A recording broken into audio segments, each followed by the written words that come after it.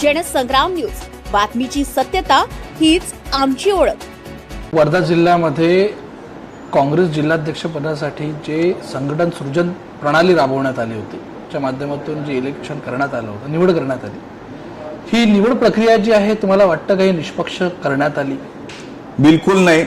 संघटन सृजन ही प्रक्रिया एक थोतांड होतं आणि जे राहुल गांधीचं जे स्वप्न होतं त्याच्यामध्ये ह्या प्रक्रियेचा आत्माच बाजूला ठेवण्यात आला आणि ही पूर्ण लॉबिंगनुसार ही प्रक्रिया झालेली आहे। संघटन सृजनद्वारे अध्यक्ष निवडची प्रक्रिया ही पूर्णपणे अनफेअर झालेली आहे। तर आधीच संपूर्ण जिल्ह्यामध्ये काँग्रेस कमकुवत परिस्थितीत दिसून येत आहे, तर मग नवाने जो निवड करण्यात आलेला जिल्हाध्यक्ष आहे हे आणखी कुठल्या लेवलची पातळी गाठणार? बिलकुल काँग्रेस आता भविष्यामध्ये तुम्हाला ह्या वर्धा जिल्ह्यामध्ये जी आता कमकुवत झालेली होती, एकाच गटाकडे होती आतापर्यंत, एवढ्या वर्षापासून त्यांच्याचकडे अध्यक्षपद होतं, त्यांनी संघटन वाढवलं नाही आणि भविष्यात त्यांना संघटन वाढवू द्यायचं नाही, कारण आतून त्यांची हातमिळवणी दुसऱ्या पक्षासोबत आहे आणि इथे काँग्रेस पूर्णपणे आता भविष्यामध्ये लंबी होणार आहे।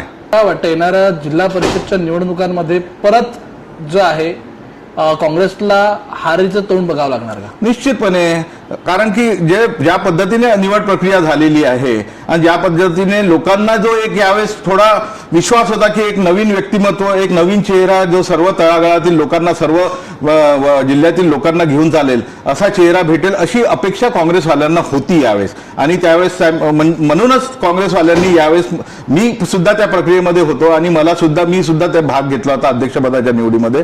सर्व जिल्ह्याला वाटत होतं की मी या प्रक्रियेमधून निश्चितपने फेअरली जर झाली ही प्रक्रिया तर मी अध्यक्ष होईल, परंतु ही प्रक्रिया अनफेअरली झाली। आमचे वरचे जे वरिष्ठ लोक आहे ते वरिष्ठांनी आमच्या जिल्ह्यातले जे काही नेते मंडळी आहे त्यांनी आपलं लॉबिंग करून आपला घरगाडी सारखा एक माणूस त्यांनी म्हणजे एक त्याला अध्यक्ष बनवलं, ज्याच्यामुळे ह्या पदाची गरिमा वाढली पाहिजे, तर उलट त्या पदाची गरिमा ही कमी होईल।